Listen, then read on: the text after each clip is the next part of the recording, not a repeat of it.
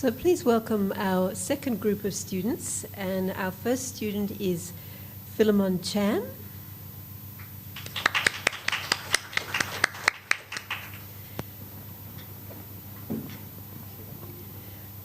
Now, Philemon's topic was to address the socio-economic impacts of urban redevelopment projects by studying two flagship projects of the Urban Renewal Authority in Wan Chai, and he explored issues regarding the current government-led urban redevelopment project. So we look forward to hearing about that.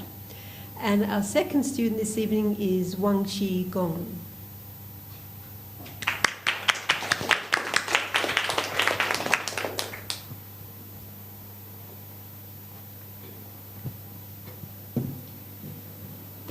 And Wang Chi's topic was to examine the influential factors of fans' attitudes and reactions towards celebrity endorsement on microblogs, source factor, parasocial interaction, and to develop a conceptual model of celebrity endorsement on microblogs. So I'll start with Philemon first. If you could share with us your paper. Thank you. Ladies and gentlemen, good evening. My name is Philemon Chan. I'm from the Economics and Finance Department. I think I have to make a very important clarification about the introduction just now, because I'm a representative of a group of co-authors of the paper entitled, it's quite long, when pencil sketches become concrete blocks, the case of URA, Urban Renewal Authority, Wan Chai projects, critics and alternatives. So I have two very nice group mates with me tonight. We have Andy and we have Sherry at the back. And there's another one who recently went back to Vietnam because he has finished his studies in CTU. So going back to our topic and our project, basically, it's about redevelopment and urban decay. These are the two major conceptual foundations which our paper relies on. And Rossley, which is a scholar, Rossley kind of sees urban decay as a process whereby a previously functioning city or part of a city falls into decrepitude. The features include abandoned buildings, depopulation, rising unemployment rates, and more. And Wan Chai, a former fishing community and a neighboring district to our central business district, has become home for a lot of people, historical monuments, and cultures. And however, the population and real estates are found aging recently. Blocks and bricks deteriorate over time, but the principle shall not apply to cultures and memories.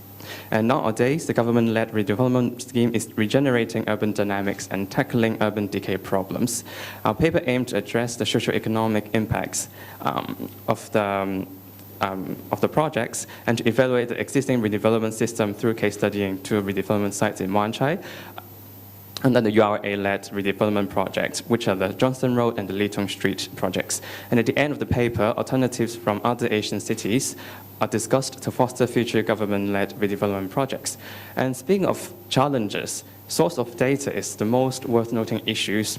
For example, we figured out the in-depth timeline of the two redevelopment projects by reviewing documents of the Legislative Council and the government for over a 10-year span, which was a lot for the four of us in a very limited amount of time. And also, it took us around 2 months to read up and discuss enough to conceptualize our ideas, to evaluate the system, and to provide examples from the globe for improvements. And these discussion sessions became very vital for us as we realized the benefits of getting into a team which shares the same insight, and team members being good at different aspects is an added advantage to facilitate discussion and to share knowledge. And we would like to have Dr. Charles Leung to share the moment with us as we appreciate his initial insights and guidance throughout the experience, especially in encouraging us to adopt a non-technical quantitative analysis approach for easy public reading. The project uplifted our concern for urban and land issues, as spatial resources management is a very key policy for future economic growth. Cultural preservation, urban living standard, and in more extensions that we could all imagine. We do believe that a market-led model will create a more efficient system and spatial resources allocation into society. Our paper has made effort relating historical details about Wan Chai and the two chosen sites to the current situation. It tried not to rationalize what the government did, but to introduce alternatives. For instance, market-led redevelopment and urban conservation. The provision of a quantitative analysis towards the socio-economic impacts regarding housing rents and let's say income level and wealth level, and and even for fostering, how do you call that? Even fostering hybridity in the redeveloped district, also very healthy supplements to the existing literatures. That's all from me. Have a good evening, everybody.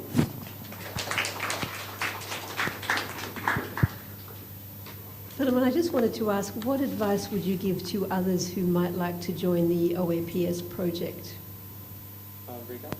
And regarding the question, I think our group believes that the OAPS is really a very preliminary yet very sophisticated platform for us, the young scholars, to try to have a taste of how the academic world is like.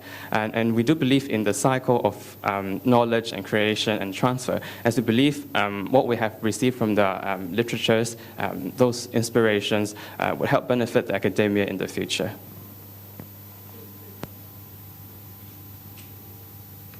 Okay, we'll have a few words now from Wang Xi, if you'd like to share with us your paper. Thank you.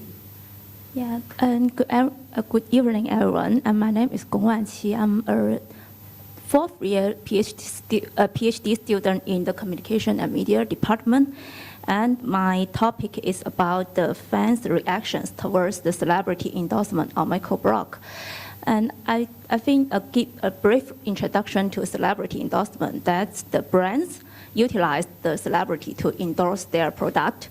And in the traditional media, mass media, so people may have more favorable attitudes towards the advertising and product and higher purchase intention towards the celebrity endorsement. And previous literature on celebrity endorsement found that the celebrity's attractiveness, credibility, and the match up with the product is the three main positive predictors of the effectiveness.